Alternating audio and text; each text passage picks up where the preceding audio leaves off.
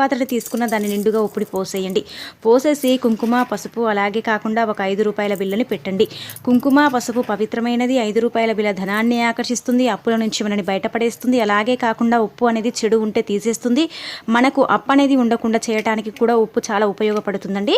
కాబట్టి ఇలా చేసేసి మీరు ఏంటంటే కనుక ఆ పాత్ర అంటే మట్టి పాత్ర కానీ గాజు బౌల్ కానీ ఏదైనా పర్వాలేదు, మీరు ఏది తీసుకున్నా ఇలా నిండుగా ఉప్పుని పోసేసి కుంకుమ పసుపుని పోసేసి 5 రూపాయల బిళ్ళని పెట్టేసి చక్కగా సంకల్పం చెప్పుకోండి. ఇష్టదైవంతో లేదంటే కులదైవం ఉంటారు కదా, అలాంటి వాళ్ళకైనా సరే, మన ఇష్టదైవం కానీ కులదేవత కానీ మన ఇంటి దేవత ఎవరైనా పర్వాలేదు, సంకల్పం చెప్పుకోండి. అమ్మ, అవసరం కోసం ఈ పరిహారం చేస్తున్నాము, మాకు ఈ అప్పు అనేది తీరిపోయేలాగా చూడు తల్లి, మాకు చల్లని చూపు నీపై ఉండేలాగా చెయ్యి, మా అప్పు అనేది ఉండకుండా చూడు అనేసి మనం చక్కగా ఏంటంటే సంకల్పం చెప్పేసుకొని ఆ ఉప్పు పాత్రని వంటగదిలో కానీ లేదంటే పూజ గదిలో కానీ పెట్టుకోవాలి. ఈ 2 చోట్ల మాత్రమే పెట్టాలండి, మిగతా చోట్ల పెట్టుకోకూడదా అండి అని మీకు సందేహం రావచ్చు.